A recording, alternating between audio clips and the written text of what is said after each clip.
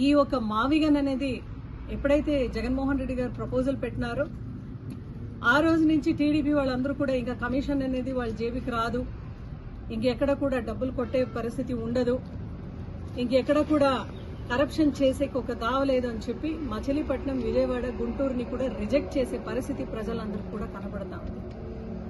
ఈరోజు ఇన్ని కోట్లు, వేల కోట్లు, లక్ష కోట్లు అప్పు తెస్తున్నారు కదా, కనీసం రాయలసీమ ప్రాంతాలకి ఈ రాయలసీమ ప్రాజెక్ట్ ని ఫుల్ఫిల్ చేసి, ఇరిగేషన్ ప్రాజెక్ట్స్ అన్ని ఫుల్ఫిల్ చేసి ఎడారిగా మారిన రాయలసీమను ఆదుకొనాలా అనే ఒక పరిస్థితిలో, ఒక ఆలోచనలో కూడా టీడీపీ వాళ్ళు లేరు అంటే చాలా బాధాకరంగా ఉంది.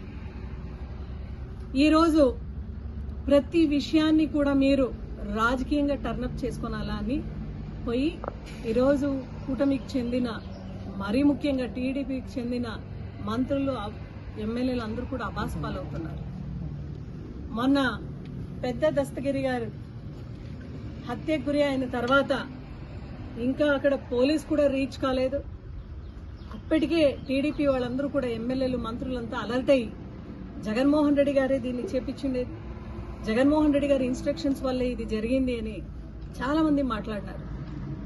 అసలు ఈరోజు మీకు ఒకటే మాట అడుగుతున్నానండి, ఏది జరిగినా కూడా జగన్మోహన్ రెడ్డి గారి పైన వేసేది మీకు ఒక అలవాటుగా మారింది అంటే, జగన్మోహన్ రెడ్డి గారు అంటే మీకు ఎందుకు అంత భయం అండి?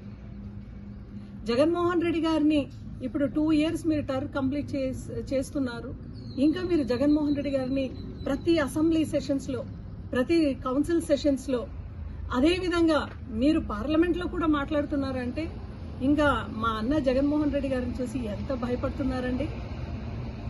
మేము ఉండేది 11 మంది అని మీరేదో విస్తరించి మాట్లాడుతున్నారు. మేము 11 మంది ఉన్నా కూడా మొన్న మీ పార్టీకి చెందిన వాళ్ళే మాట్లాడినారు, ఎన్ని వేల సంఖ్యలో ఉన్నట్లు మీరు చేస్తున్నారని. అది ప్రజాబలం అండి.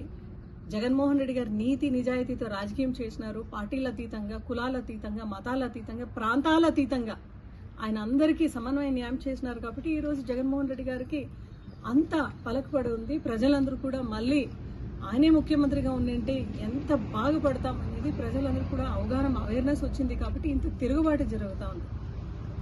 మీకు అసూయం పుట్టింది జగన్మోహన్ రెడ్డి గారికి. జెలసీ హ్యాస్ నో మెడిసిన్ అండి.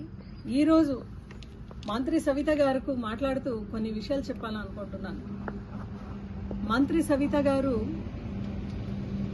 పెద్ద దస్తగిరి భార్య గురించి మాట్లాడుతూ, ఆయన హత్య గురించి మాట్లాడుతూ ఏదో ఒక డ్రామా ఆర్టిస్ట్ లాగా ఏవో భారీ బాధతో మాట్లాడింది. సవితమ్మ, ఈరోజు నేను ఒకటే అడుగుతున్నాను, పెద్ద దస్తగిరి గారు హత్య ఏదైతే జరిగిందో జగన్మోహన్ రెడ్డి గారి ఇన్స్ట్రక్షన్స్ మేరకు తాడపల్లి నుంచి జరిగింది అని చెప్పినా కదా, ఈరోజు ఆయన భార్య స్టేట్మెంట్ ఇస్తా ఉంది.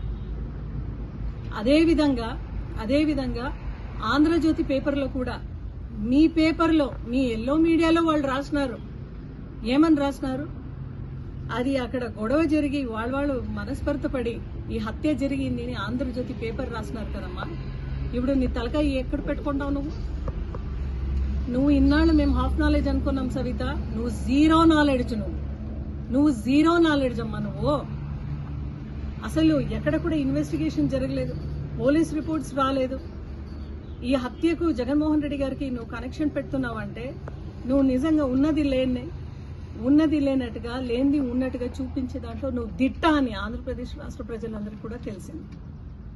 మళ్ళీ ఇంకొక మాట్లాడినావు. నువ్వు ఏం చెప్పినావు? నువ్వు వందలాది కోట్లకు సంబంధించిన ప్రాపర్టీస్ ది పేపర్స్, డాక్యుమెంట్స్ దొరికింది అని మాట్లాడినావు కదా. ఆయన భార్య ఒక స్టేట్మెంట్ ఇస్తూ ఏం చెప్పింది సవిత? పెద్ద దస్తగిరి గారికి టీడీపీ వాళ్ళతో, వైసీపీ వాళ్ళతో, రవి గారితో, అందరితో బాగా సత్సంబంధాలు ఉన్నాయి, అందరితో మాట్లాడేవాడు, ఆయన ఎవ్వరికి బెనామీ కాదండి, అది వాళ్ళ కష్టార్జితం అని చెప్పింది కదా. మళ్ళీ ఈరోజు నిన్ను ఏ చెప్పుతూ కొట్టినట్లు చెప్పు. అసలు నోరుంది అని ఏది పడితే అది మాట్లాడతావు. నీది నోరా, డ్రైనేజా? ఈ మాట ఎందుకు అడుగుతున్నానంటే, ఒక సాటి పొలిటీషియన్ని ఇట్లా మాట్లాడుతున్నామంటే ఎవరికైనా బాధాకరంగా ఉంటుంది. బట్ తప్పనిసరి పరిస్థితి మేము ఈ మాట మాట్లాడుతున్నాం. ఈమె మంత్రి అయిన తర్వాత సాక్షాత్ అసెంబ్లీ ఫ్లోర్లో జగన్మోహన్ రెడ్డి గారు మహిళలందరికీ కూడా ఆర్థికంగా, రాజకీయంగా, సామాజికంగా ఎదగాలి అని సంక్షేమ పథకాలు ప్రవేశపెడితే ఈమె చెప్తుంది ఆ సంక్షేమ పథకాలన్నీ కూడా తీసుకున్న మహిళలందరూ కూడా గంజాయికి తాగడానికి బానిసనేనారు అంటుంది. ఎవరైనా ఒక్క మంత్రి ఈ స్టేట్మెంట్ ఇస్తా ఉంది అంటే ఇంకా ఎంత దిగజారిన మనస్తత్వం ఉన్న మంత్రి ఈమె అని ఆంధ్రప్రదేశ్ రాష్ట్ర ప్రజలందరూ కూడా తెలుసుకున్నారు. మహిళ ద్వేషి ఈమె, స్త్రీ ద్వేషి ఈమె. ఆమె ఎలక్షన్ అఫిడవిట్ లో పేర్కొంది ఆమె స్వయాన తల్లి ఈమె పైన కేసు పెట్టిందండి. ఇది నేను చెప్పట్లేదు, ఆమె ఎలక్షన్ అఫిడవిట్ లో సవిత గారు రాసిండేటి నేను మీకు చెప్తున్నాను. ఫోర్జరీ కేసు చేసింది సవితమ్మ అని చెప్పి స్వయాన ఆమె తల్లి కేసు పెట్టింది. ఈ రోజు ఈమె దస్తగిరి ఇంట్లో దొరికిండే డాక్యుమెంట్స్ ఎవరు బెనామీ, వైఎస్ఆర్సీపీ బెనామీలు, జగన్ గారు బెనామీలు అని మాట్లాడుతున్నావు కదా. ఫోర్జరీ చేసి నువ్వు జగన్మోహన్ రెడ్డి గారి గురించి మాట్లాడే ఒక అర్హత నీకుందా? నీది నోరా డ్రైనేజ్ చెప్పు. సంక్షేమ పథకాలు తీసుకునే మహిళలందరూ కూడా ఈరోజు తాగుతున్నారు, గంజాయి తీసుకుంటున్నారు. జగన్మోహన్ రెడ్డి గారు ఇచ్చిన సంక్షేమ పథకాలు తీసుకున్న మహిళలందరూ ఇట్లా బానిసని చెప్తున్నావు కదా, నీది నోరా డ్రైనేజా? అంతేకాదు, ఒక పేపర్లో చూసానండి నేను, వీవర్స్ కమ్యూనిటీ అందరూ కూడా పోయి, అమ్మా జగన్మోహన్ రెడ్డి గారు ఇట్లా మన అందరికీ, మా వీవర్స్ కమ్యూనిటీ అందరికీ కూడా 24,000 ఇచ్చేవాళ్ళు కదా, దయచేసి అట్లా మమ్మల్ని ఆదుకోండి అని చెప్తే, మీకు డబ్బులు ఇస్తే, వీవర్స్ కి డబ్బులు ఇస్తే మీరు ఏం చేస్తారండి? అవన్నీ తీసుకొని పోయి మీరు తాగుతారని చెప్తా ఉంది. నీది నోరా డ్రైనేజా? ఏది పడితే అది మాట్లాడతావు, అన్ని చెత్తలే మాట్లాడతావు, సబ్జెక్ట్ మాట్లాడవు, అసలు ఏది పడితే నీ నాలుగుకు మాట్లాడతావు కదా. నీ ఎలక్షన్ ఎఫిడవిట్ లో నువ్వు పేర్కొన్నావు కదా, ఇల్లీగల్ మైనింగ్ చేసినావు అని ఒక కేసు ఉంది నీ పైన, అక్రమ డీజిల్ తోలినావు అనేది ఉంది. స్వయాన తల్లి నీ పైన ఫోర్జరీ కేసు పెడతా ఉంది అంటే, ఇప్పుడు నువ్వు మంత్రి పదవిలో ఉన్నావు కదమ్మా, నీ తమ్ముళ్ళకి, నీ బ్రదర్స్ కు, నీ సిస్టర్స్ కు, నీ మదర్ కు వాళ్ళ ఆస్తి వాళ్ళకి ఇచ్చి, ఒక ఆడబిడ్డగా నీ ఇల్లు బాగుండాలి అని నువ్వు ఆశించాలి. నీ తండ్రి ఆస్తులపైన కేసేసి అది ఫోర్జరీ చేసి అమ్మని ఇంటి నుంచి గెంటేసి ఏం బతుకుతున్నావు? ఈరోజు నువ్వు జగన్మోహన్ రెడ్డి గారి గురించి మాట్లాడతావా? నీది నోరా డ్రైనేజా? ఈరోజు ఎవరైనా మినిస్టర్ క్యాబినెట్ లో ఫెయిల్యూర్ మినిస్టర్ గా ఉంది అంటే అది సవితానే. ఒక టెక్స్టైల్ మినిస్టర్ గా నువ్వేం చేసావమ్మా ఇంతవరకు? వాళ్ళను వీళ్ళని పిలిచి ఫ్లెక్సీ వేయించుకునేది తప్ప ఏం చేసావు? నీ స్వయాన నీ యొక్క పెనుగొండ కాన్స్టిట్యున్సీలో పరిగి మండలంలో ఉన్న ప్రీకాట్ మిల్ మూతపడిందమ్మా. నువ్వు టెక్స్టైల్ మినిస్టర్ అయిన తర్వాతనే మూతపడిందమ్మా. ఎంతమంది మహిళలందరూ రోడ్న పడ్డారు తెలుసా ఈరోజు? నీ స్వయాన రొద్దం మండలం, పెనుగొండ కాన్స్టిట్యున్సీ రొద్దం మండలంలో సోలార్ ప్రాజెక్ట్ పూర్తి చేసి ఎంతమంది బీసీని డెవలప్ చేసుకోవచ్చు? ఎందుకు అడ్డుపడుతున్నావు నువ్వు? ఈరోజు నువ్వు వివేకానంద రెడ్డి గురించి నువ్వు మాట్లాడుతున్నావు, వాళ్ళ హత్య గురించి మాట్లాడుతున్నావు. ఆ హత్య ఎప్పుడమ్మా జరిగింది? టీడీపీ రూలింగ్ లో ఉన్నప్పుడే కదా జరిగింది. ఈరోజు సుప్రీంకోర్టు, సిబిఐ అందరూ కూడా జగన్మోహన్ రెడ్డి గారి ప్రమేయం ఏమీ లేదు అని చెప్తున్నారు కదా. సుప్రీంకోర్టు కింద పెద్ద తీర్పిస్తావేమమ్మా నువ్వు? అక్రమ డీజిల్, అక్రమ మైనింగ్, అదేవిధంగా ఈ రోజు నువ్వు చేస్తున్న అరాచకాలేమి? ప్రతి క్రషర్ ని హ్యాండ్ ఓవర్ చేసుకుంటూ మెటల్ నువ్వు ఏది చెప్తే ఆ రేటు ప్రజలు ఇవ్వాలి ఇక్కడ, లేదంటే రాయల్టీ కట్టలేదని సిఐని, ఎస్ఐని, పోలీస్ యంత్రాంగాన్ని వాడుకుంటూ వాళ్ళందరినీ కూడా స్టేషన్లో కూర్చోపెట్టావు. నేను చెప్తున్న మాట సత్యమా అసత్యమా అని దయచేసి పైనుంచి చంద్రబాబు నాయుడు గారు మీరు ఒక సర్వే టీం ని పెట్టి ఇది జరుగుతుందా లేదో అని కనుక్కోండి. ప్రతిరోజు గోరెంట్ల మండలం నుంచి, పరిగి మండలం నుంచి ఇసుక బెంగళూరుకి, కర్ణాటక తోలింది. ఏమంటున్నావు నువ్వు? సిగ్గు లేకుండా వైఎస్ఆర్సీపీ కార్యకర్తలందరూ కూడా ఈరోజు నాగపాంపడ కింద ఉన్నట్ల. నీకు మాట్లాడకన్నా నోరు ఎట్లా వస్తుంది? ఆ మాట మాట్లాడకి ఎలక్షన్ కు ముందరైతే కియా ఫ్యాక్టరీని చూపించినావు, ప్రతి టీడీపీ కార్యకర్తకి ఎగేసినావు నువ్వు.